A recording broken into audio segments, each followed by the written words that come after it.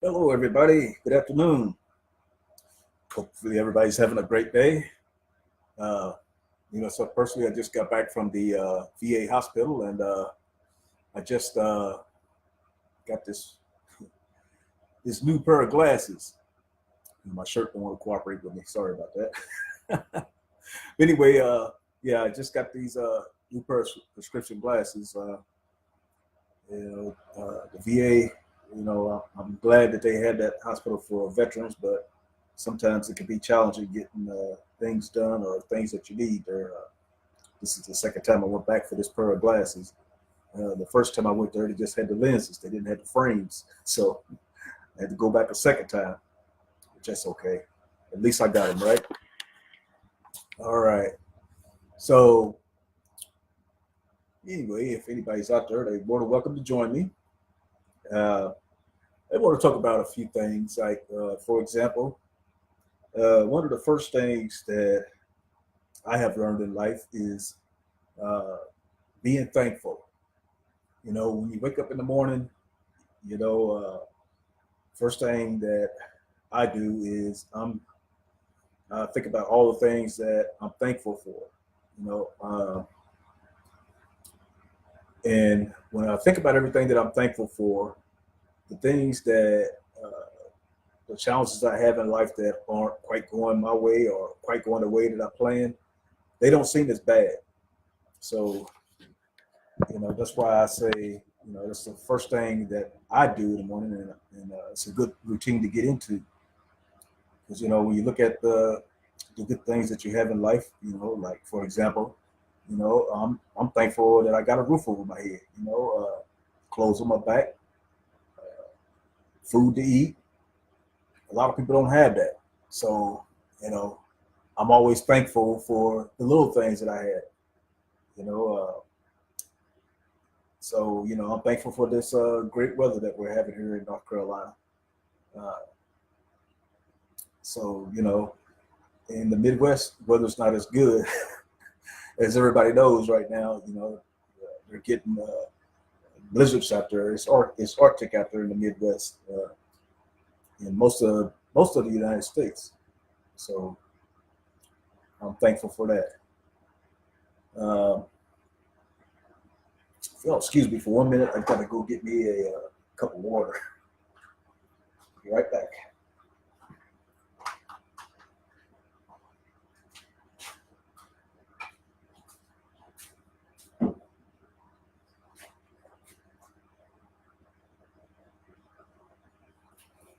Okay, I'm on my way back. That's the thing I like about technology. Uh, I'm thankful for the technology nowadays. Uh, for those of you who are my age or close to my age, you know that uh, back when we were kids, you didn't have the technology today. You didn't have a Bluetooth headset where you can, you know, that's wireless, and you can talk to people on through a Bluetooth headset. Who would ever thought that back when I was a kid? I never would have thought that. I still remember those phones that had the big old long cord that you could take all over the house. Don't have to deal with that anymore. You'd always have to worry about tripping over the cord or somebody else tripping over the cord. And, you know, and if you left the house, could nobody reach you. You know, but now with technology the way it is today, everybody's got a cell phone, so everybody can be reached at any time. So that's a good thing about technology. You leave home, you don't have to worry about somebody not being able to reach you. But at the same time, sometimes maybe you don't want to be reached. All depends on who's calling you or texting you or whatever. But just I'm just so thankful, for the technology that we have today. For the cell phones, uh, and iPads that you can take anywhere. And laptops. You know, uh, I remember back when I was in college, uh, they didn't have laptop computers, and the computer screens were those big old tubes. They had a big old tube in the back of them. I call them bricks. Also had that big old tube in the back of it. And the screens when I was in college, they were, the letters and everything, or the pictures and everything that came on that you could get on the tube was black and white. Everything else was black and white. Wasn't no color. Wasn't no color pictures. There wasn't even really any live videos back then. You couldn't even do a live video like I'm doing right now. So that's how much technology has grown over the years, And so I'm so thankful for that, If it wasn't for technology, I wouldn't be, back then I wouldn't be able to do this right now. I wouldn't be able to have this live Facebook video. I wouldn't be able to go live on Facebook. And speaking of Facebook, back then Facebook wasn't even around. They hadn't been invented yet. They hadn't been created yet. It wasn't even a company yet. So I'm thankful for that too. Through Facebook, I've been able to reconnect with family and friends that I haven't seen in years. And also I've been able to find family and friends that I didn't know, family that I didn't know I had, or even friends too. I've even found friends that I haven't seen, since I was back in school. So, or back in high school or junior high, or even elementary school, as far as that goes. So that's a great thing about, Facebook. You can find people that, that you haven't talked to in a while, or that maybe you want to see or visit or whatever. So I'm so thankful for that. What else am I thankful for? Yeah, I'm thankful to have lived as long as I have so far. I've outlived my dad. My dad, he died when he was 45 years old. So, he was still a young man, but at the time he didn't like going to the doctor, and stuff like that, which I really don't care too much for going to the doctors either. But I go because I learned from his mistake. If he would have been a person, that went to the doctor and, just got a regular checkup maybe once a year or every 6 months, he might still be living, who knows. But me, myself personally, I want to live to be at least 100 years old. So, in order to do that, I have to, I'm not going to say do everything my doctor says, because I found out over the years, doctors don't know as much as they should because of the way that they're teaching them nowadays in college. I found out recently that doctors nowadays, these colleges are teaching these doctors basically how to prescribe medication. They don't teach them how to cure too much of anything. So, they'll always come in and examine you and give you a prescription, a pill for whatever problem's bothering you, just to treat it, but not to cure it. And the reason being is, I found this out recently too. If you don't believe me, just Google it. Do your research. The reason being is these doctors, they don't get paid. These doctors in hospitals, they don't get paid if people aren't sick. Bottom line, if people are not sick, they're not getting paid. And so that's why, I really don't care for everything that the doctor tells me.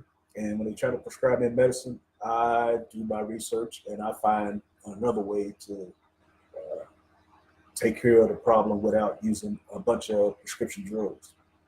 At one time, my doctor had me on 12 different medications. And one day I went to the doctor. Matter of fact, it was back in November 29th. I went to the doctor and they checked my blood sugar. And I don't know if any of you know anything about diabetes. You know that 68 is a little bit of a low number for diabetes. Your number should be between like 70 and 150. Well, mine that day when I went in was 68. And so my doctor sent me to the lab to get some blood drawn. And when I went in to get that blood drawn, right after I got done doing that, I went to go get me something to eat because I knew my blood sugar was low. Well, on my way home, I didn't notice it until after I got home, but my doctor had called me, or he had his nurse try to call me 3 times. And so I called him back and didn't get no answer. Got the voicemail, of course. But the next day, that my doctor's nurse called me back and told me that, he was asking me basically if I was okay. And I'm like, yeah, I'm fine. What's going on? He said, well, we noticed your blood sugar was a little low yesterday. And so we wanted to check to make sure you were okay. So obviously you're okay because you're on the phone with me. I said, yeah, I'm fine. He said, also, I got to go turn this stove off. Hold on 1 second. I'm still going to talk, but I'm just going to walk over to my kitchen. So anyway, he said, actually, I had went to the lab. My doctor checked my blood sugar, and he said that it had dropped all the way down to 48, which is really low for blood sugar. That's low. And so I told him, I said, well, that's why I knew my blood sugar was low. And I said, that's why I went to the canteen or cafe and got me something to eat as soon as I got done. I went to the lab because I knew my blood sugar was low. I said, okay. I said, well, doctor, let's check your readings from the last time that you came to see me. And he said, in the last 6 months. He said, your blood sugar has been really good. The readings have been really good. So, therefore, he said, I'm going to take you off of this diabetes medicine. And I said, you're going to take, he said, I want you to stop taking your diabetes medicine altogether. So I'm like, wow. That's the beauty of the knowledge that I had learned over the years, how to handle or to heal my body, these illnesses without having to constantly go to the doctor. I know a lot of people, when they get diabetes, they never get off of it. They end up being on it for the rest of their lives. I'm not going to be one of those people that's on it for the rest of their lives. That's not going to be me.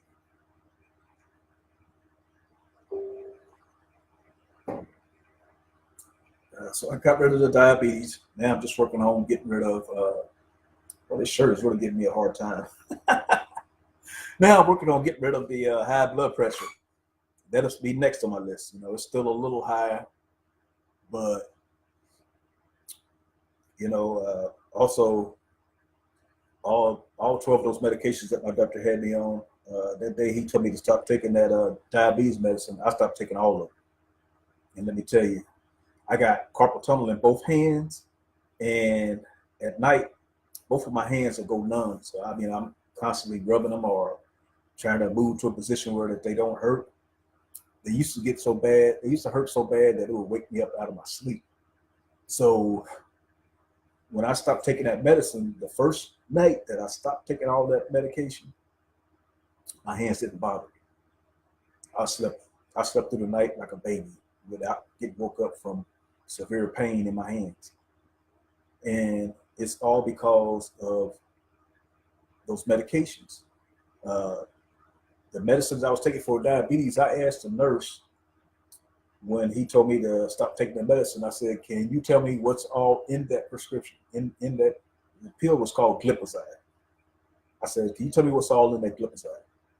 The doctor said, or the nurse said, no, I can't tell you what's in it, but you can call the pharmacy and they can tell you what's in it. So I'm scratching my head. I'm going, okay, you prescribe medication to me and you don't know what's in it? And I'm supposed to keep taking it? And I got to call the pharmacy to find out what's in it? Nah, that ain't going to work for me. I'm sorry. What if I was You know, what if I was a person that didn't think to ask what was in the medication that I'm taking? I want to know what I'm taking. I want to know what I'm putting in my body. You know, so he couldn't tell me. So I was like, you know what? I'm not taking no more of this medicine because I don't know what's in it. And that medicine was having reactions with each other, and that's why I got this carpal tunnel. I never had carpal tunnel before. I started taking all this medicine. So, you know, that's how come I say I'll go to the doctor when I need to. But as far as taking a bunch of prescription drugs, ain't gonna happen. And my suggestion to you is if you're taking prescription medicines, just ask your doctor questions. Ask them, you know, what's all in this medication, and what are the side effects of this medication. I'm not telling you to stop taking your medication. I'm not saying that. I'm not a doctor. So you know that's strictly between you and your doctor, or you know, you and God. So, but I stopped taking it because, like I said, they couldn't tell me what's in it, and I was feeling worse when I was taking the medication than I was before I started taking the medication. So when I stopped taking the medicine, I started feeling a lot better. Go figure. So anyway, but again, I wouldn't recommend that, you know, to anybody unless you are doing making the changes that I had made in my diet, for one. And if you want to know more about that, you can send me a private message, and I can, share with you more about that. You know, I would love to, help you if I can. You know, if you're having some kind of medical problem, or whatever's bothering you, if I can help you, I will. You know, that's just me. That's just my nature. I love helping people. So I know that if I help people, that saying goes, you got to give in order to receive. So I'm a big giver. I love to give. So anyway, what else am I thankful for? Uh, I'm just thankful for, life in general. I'm thankful for all of the family that I still have left, even though in 2018 I lost, like 12 family members. And, that was a that was the worst year of my life as far as losing family members goes. I've never lost that many family members in 1 year since I've been on this earth, and that's why I'm so thankful and grateful for the ones that I do still have living, that are still here with me. And whenever I get to talk to them or see them, I'm thankful. I'm happy whenever I talk to them. Whether they're mad at me or not, I'm still happy to talk to them. But like the old saying goes, you can't please everybody. So anyway, what else am I thankful for? Uh, I'm just thankful for the ability to find out whatever I want to find out. Get from the education that I'm getting, all the knowledge that I'm getting nowadays. If you're not learning, you're not growing. You're not living. Every day, a person should be learning something new. That's what I try to do every day. Uh, and with technology and the internet, that's another thing I'm thankful for, because that's how I'm able to find out the stuff, learn different things. You know? Technology is a beautiful thing once it's used right. So anyway, what else? Oh, I'm thankful that uh, for this company called the Department of Disabled Veterans. They basically help veterans, whether they're disabled or not, uh, they have a service that they provide around here where they will pick a veteran up and take them to the nearest VA hospital when they had their appointments. Like the closest VA from me is like Veterans Administration Hospital. Is 45 miles away. So, you know, with the cost of gas and everything high as it is, if they'll give me a free ride to it and back home, hey, I'll gladly take it, no problem. So it's just a service that they provide. It's free of charge, you know, and all a person has to do is basically call 48 hours in advance before their appointment, and so they can, know how many people are riding on the van, and they can have the driver to let veterans know when he will be able to pick him up or where to meet him at to catch a ride to the VA hospital for their appointment. So anyway, all right, people, that's about all I have for today. So until tomorrow, I'll see you at the same time, same bat channel, same bat station. Y'all have a great day.